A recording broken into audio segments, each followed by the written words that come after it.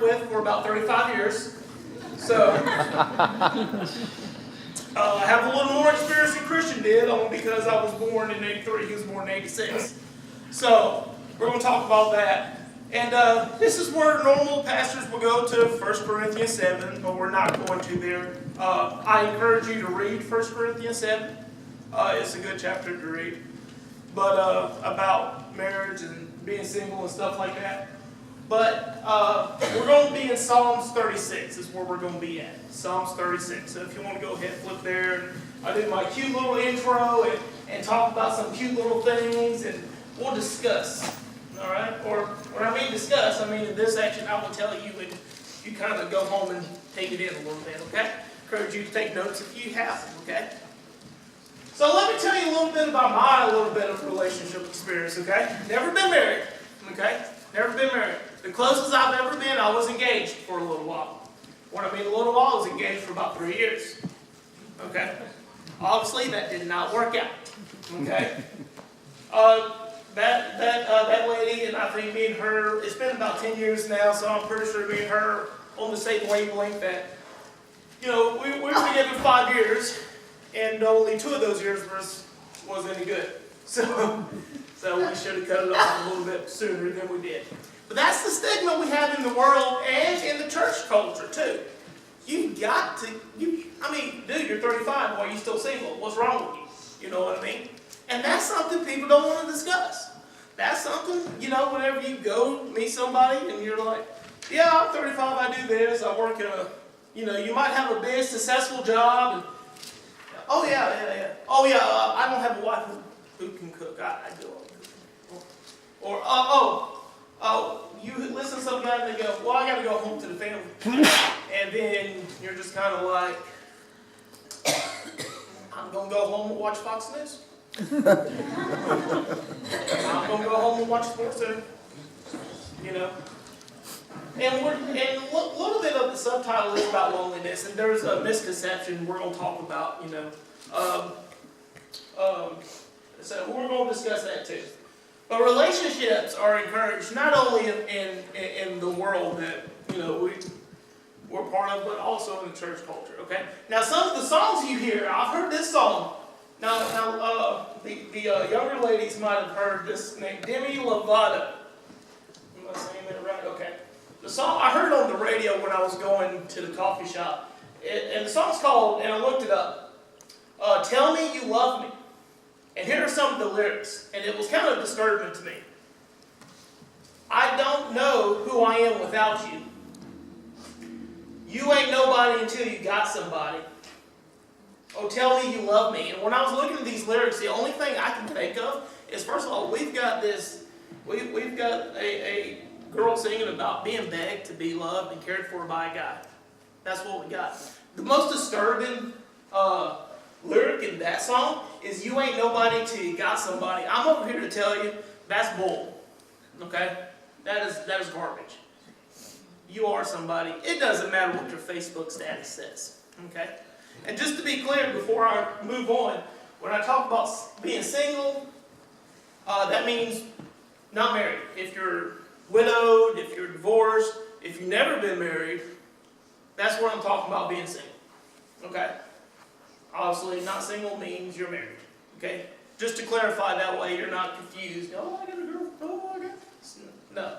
I'm talking about marriage or not. That's what I'm talking about. Okay? So another song, actually, I heard a little bit when I was getting ready for the sermon this morning.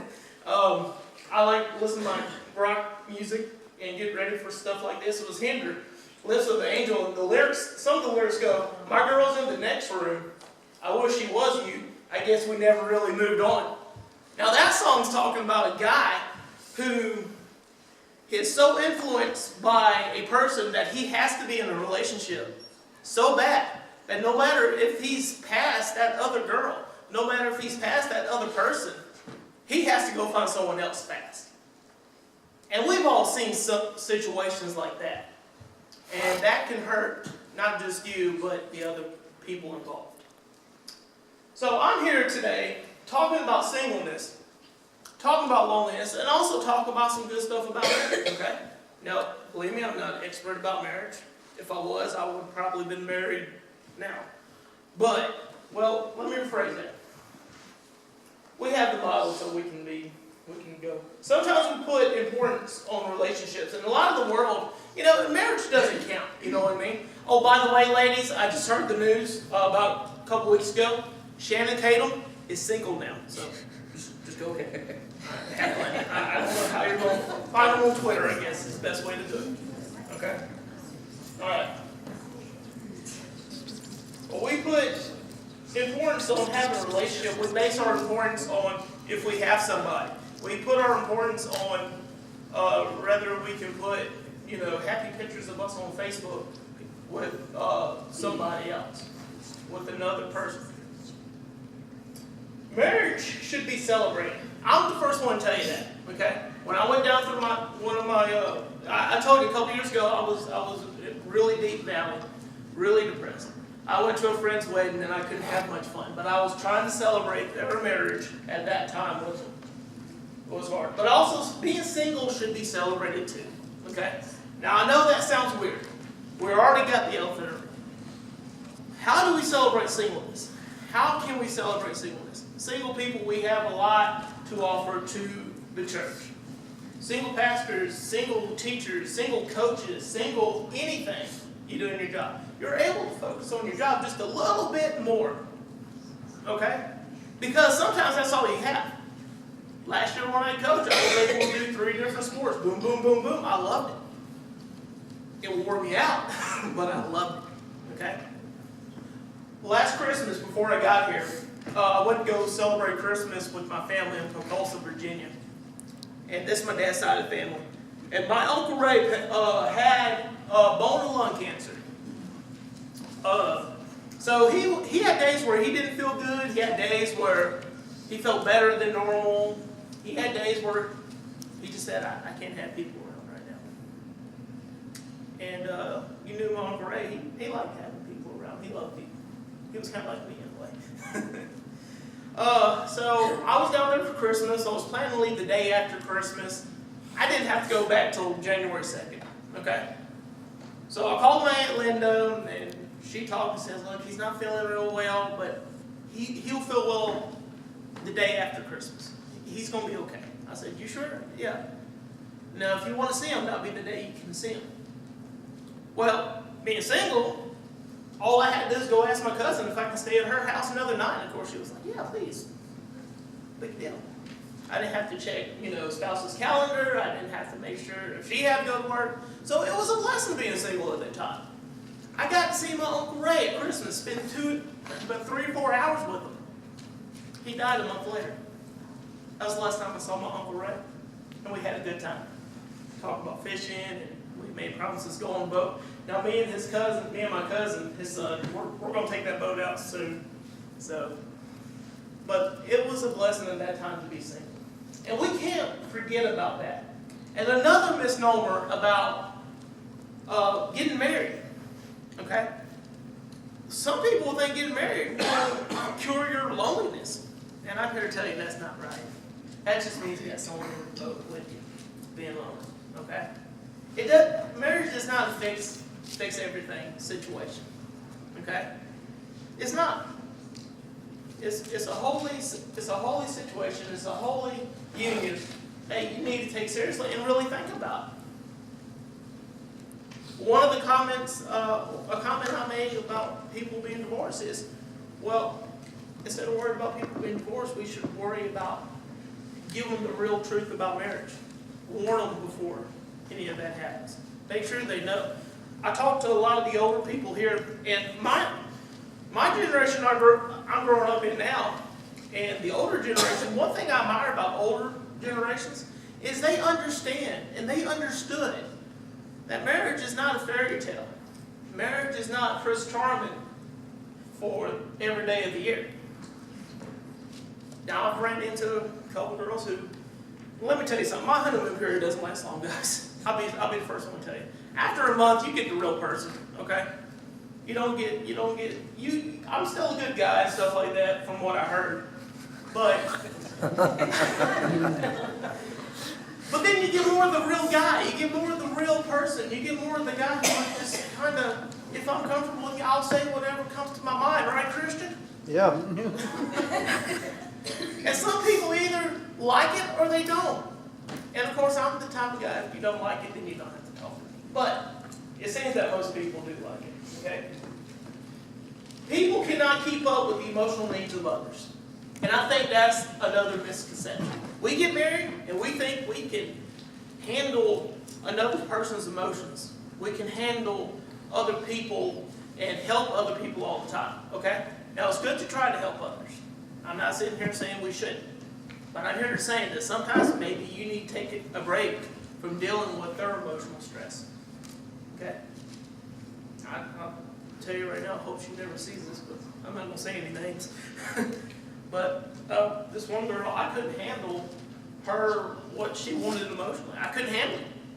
I said, look, I have to go. You have to find another guy. I'm not going to do this. There's no way I am capable of doing this. And that's what I told her. Again, once I said honeymoon period was over, guys, I was real. Okay? So we broke it off. I said, there's no way I can handle this. Psalms 139:14 talks about you were remarkably and wonderfully made. Okay, guys? And sometimes we forget, especially if you've been a Christian like me for a long time, saved and baptized since 12 years old, and I'm 35. Do the math. It's been a while. Okay? Sometimes we forget that we have a relationship with the guy who created the world and the universe. Well, that's a pretty big deal. I mean, that's like better than The Rock. That's like, better than like Tom Cruise. You know what I mean? That's like better than anybody. We got a relationship with somebody who created the universe and the world. We got a God who cares for us still at a personal level. Even though God is pretty busy taking care of everybody else, God has the emotional capacity to take care of all of us in this room, all of us in this community, this state, the country, and everywhere else. That is what's so amazing about our God. Now, if you're leaning on somebody to be your emotional compass and get you out all the time, sometimes we can't do it. Sometimes humans, we will fail. And that is something that we need to address. We got to admit that sometimes we can't handle situations. Sometimes we have to go, when a friend calls you and say, hey man, I need to get this done. I need to see you for this. Sometimes you have to tell them, you know what, I can't do it today.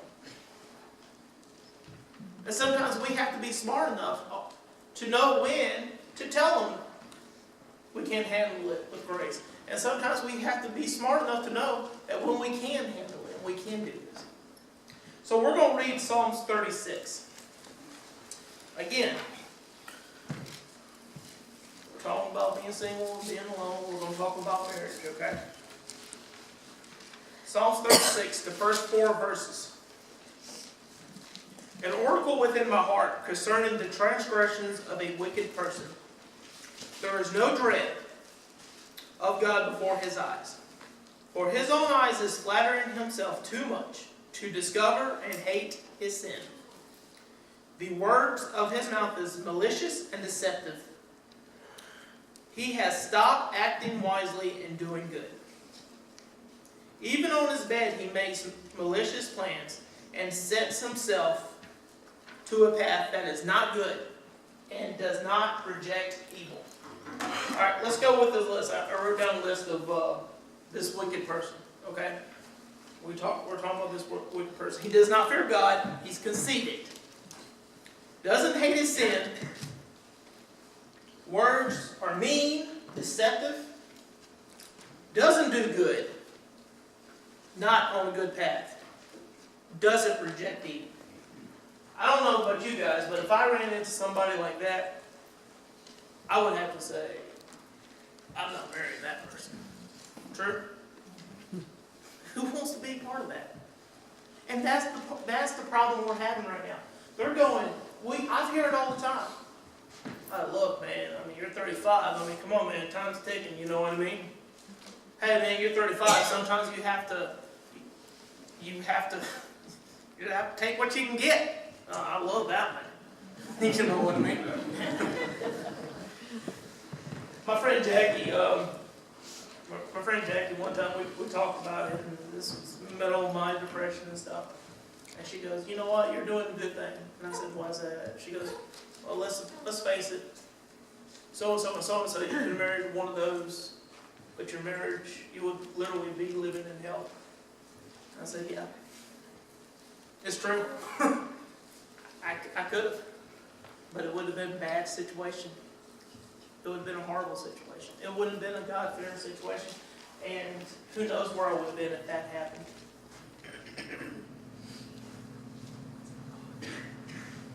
So we don't need to worry you're old or you know, in high schools, when I talk to high schoolers, and I have a little more grace when people under 18, because, you know, and I do tell them a lot of times, I said, hey, look, you know what, when you get out of high school, it gets worse. I do tell them that. But I also tell them it gets better. That's the other thing, okay? Stuff you're worried about in high school, like if you have a prom date or not, if you're dating a cute football star, which I was not a star in football, but really wasn't even that cute. Looking at some of those pictures. I had a lot of hair, though. That was pretty cool. Those statuses in high school and college means nothing. All of a sudden you become in your mid-30s and you listen to God a lot more than you do. And then you find your way to a small town in West Virginia.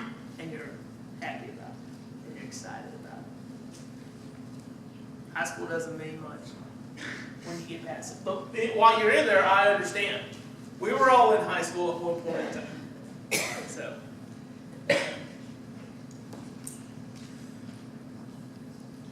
We're going to talk about God's love again. It seems every time I preach, I talk about His love, which I think that's a big deal. As I said, if we base if we have someone who wants to be our emotional referee, what's going to happen? They're going to fail. We're going to go down a path that is not going to be good.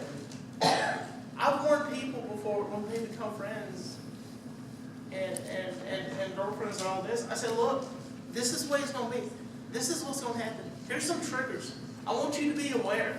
I don't want you to be shocked when this happens. Okay? And I do that because I care about other people.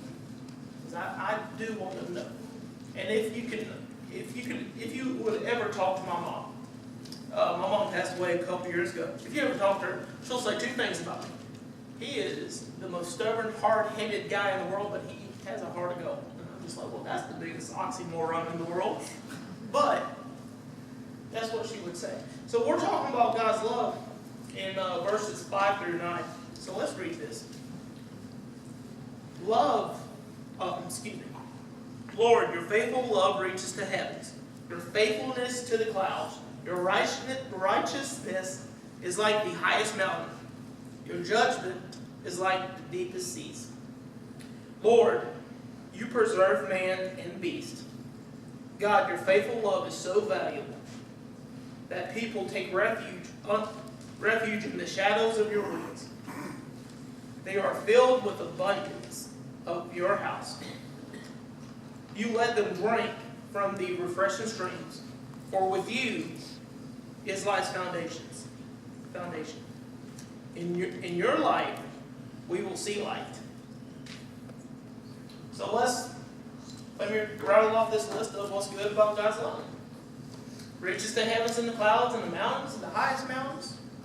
His judgment's bad. You don't want to disappoint Him. He preserves us and creatures that are lesser than us. You know. We can be filled by His streams. We can be refreshed. He is our light. He guides us.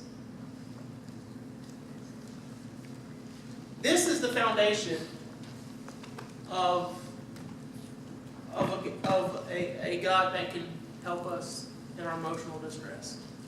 When we're lonely. When our marriage is not doing good right now.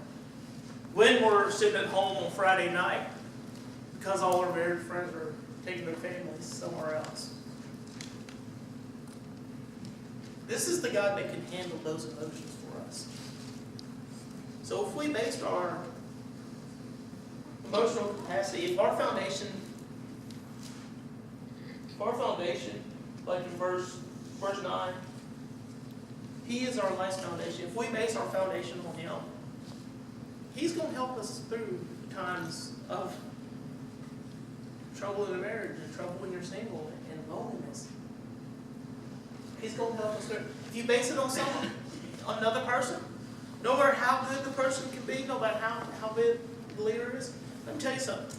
Pastors, coaches, teachers, counselors, people who work Social Security office, people who work at Walmart, people, they don't have the emotional capacity to take care of you.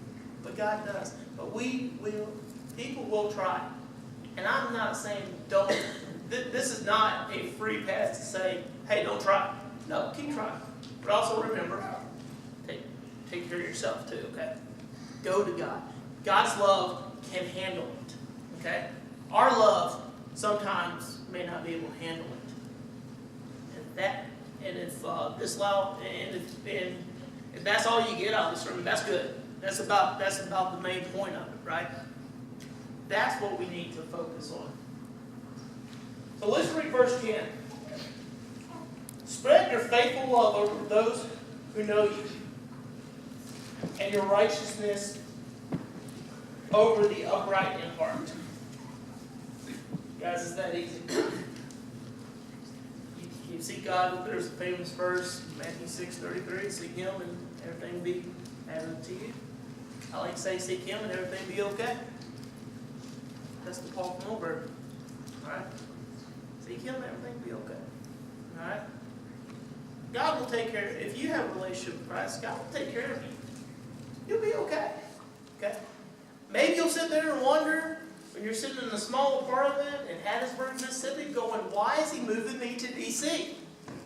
And you're going to fight on every month, every week, about not moving. And then you finally did it, and you're finally, okay, sorry, God. When you have a relationship with Christ, He has the emotional capacity to take care of your emotional needs. So what are some practical ways, and I know we're people of systems and we want to know, how can married people and single people, how can we not be lonely together? I mean, well, you know, and here's some ways, and I got a list, and we're going to talk about married people, what you can do for us single people and yourselves, okay? The first thing you do, especially men, and wives do the same thing. Pray for your spouse, pray for your marriage, pray for your kids, pray for your family, pray for their jobs. So let's face it, if we don't have an income coming in, it's hard to take care of your house, right? Pray for all those. Put it in God's hand. Okay? And do your best to help with them all. To help with the emotional capacity of your children. Because we all know, children, they can be an emotional wreck. You know? That reminds me of a joke. This wasn't in my notes, but I want to say this joke anyway. Okay? So as most of y'all know, I worked with a kid with emotional disabilities, right? So I worked with autistic students and other disabilities and stuff like that before. So I sat in the interview and the counselor and the principal was there, and they looked at me and said, "You ever worked with students with teenagers with emotional disabilities?" And I kind of looked at them and I said, "Ain't all teenagers emotionally disabled?" Listen, kids, I love you, okay? That was a joke, all right? In reality, we're all kind of emotionally disabled. We all kind of don't get it. We all kind of have these emotions. You know, we've been talking about Peter lately. Peter is an actor. Like, in the Bible, whenever something happens, Peter jumps. Peter goes, he doesn't think about it. He just goes. So, married people, pray for your marriage, your spouse, your kids, okay? Pray for your single friends. I think that's the biggest thing. Another biggest thing we don't want to say, oh, single, don't worry, buddy, you'll find somebody. We don't want to hear that. Okay? I'll just be the first one to tell you. You know. Especially me. Whenever, oh, don't worry, buddy, you'll find somebody. Just go get her. And I'm just like, okay, just calm down. I'm actually doing pretty good right now. Just thank you for the encouragement, though. You know what I mean? Yes, encourage you guys. But encourage us in our time of season right now. Encourage us in our singleness. Hey, dude, that's great. Hey, listen, you know, they might need somebody here. You think you might be interested? Well, might be, yeah. Hey.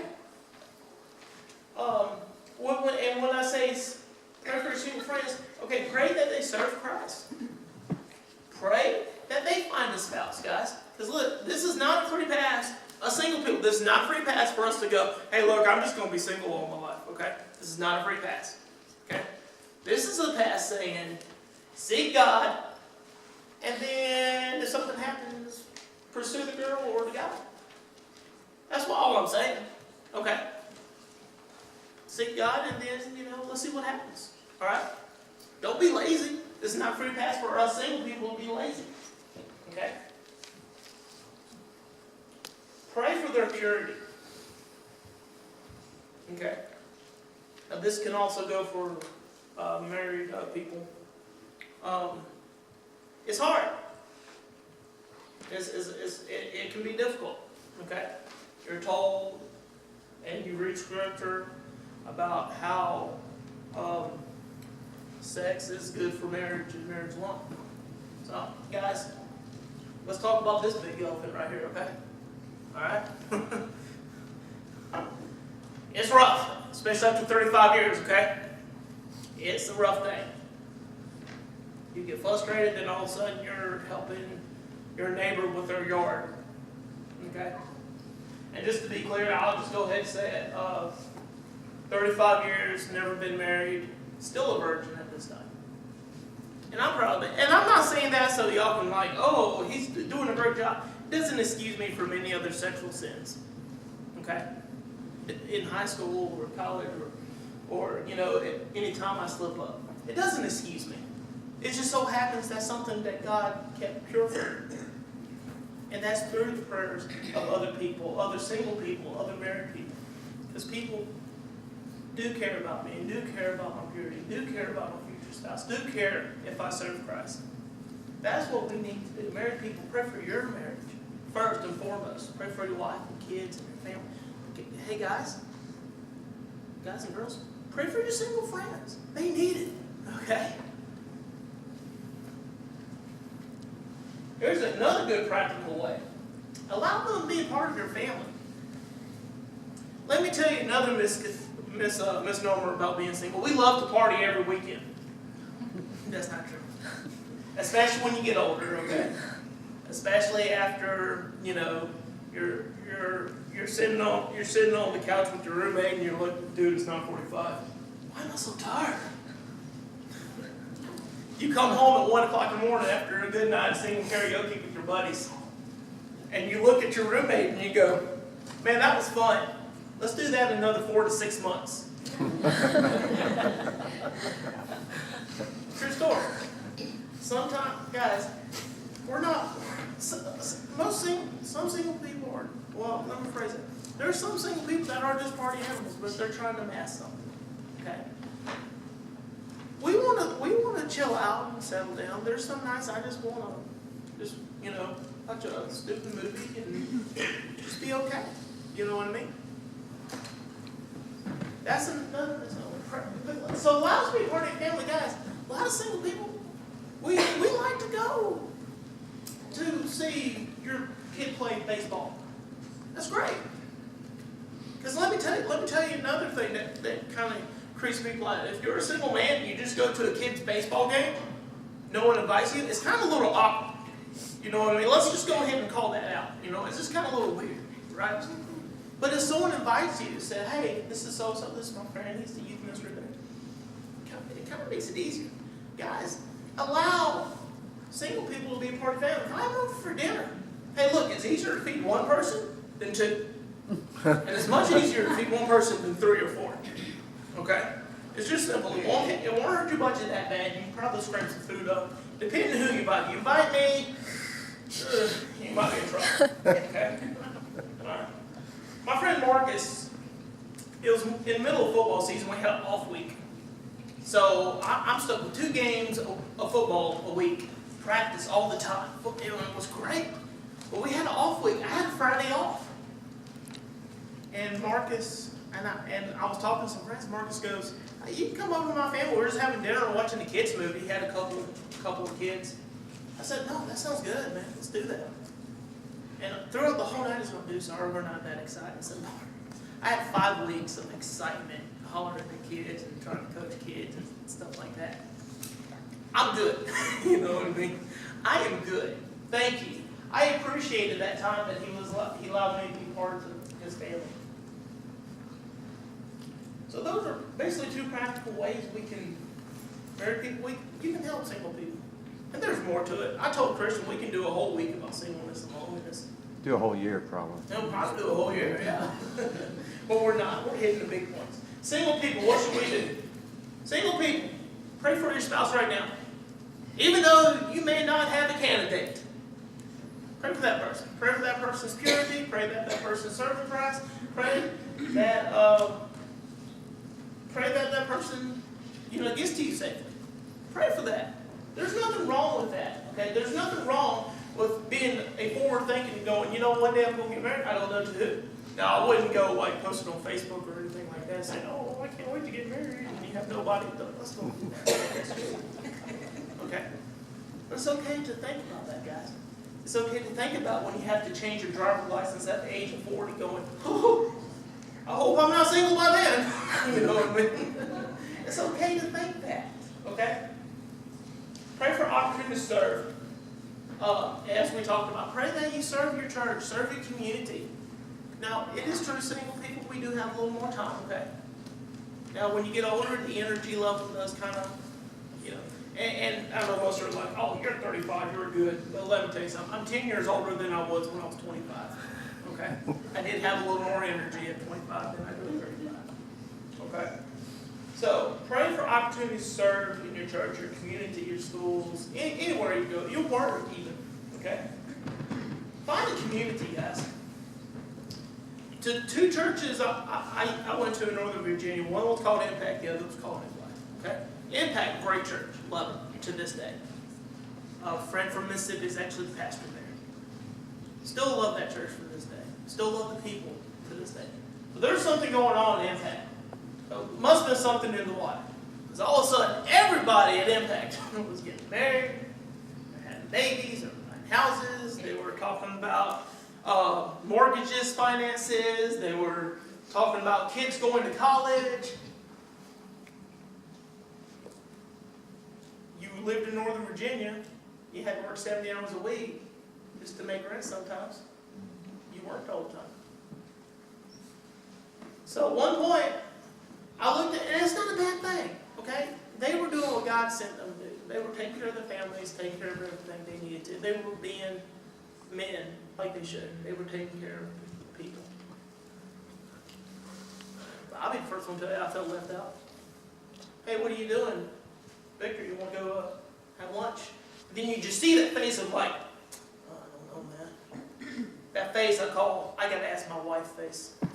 And I've seen faces like that. And I just, and yeah, a little hurt, a little angry, but you know what? Totally understood. I get it. You know what I mean? It makes sense.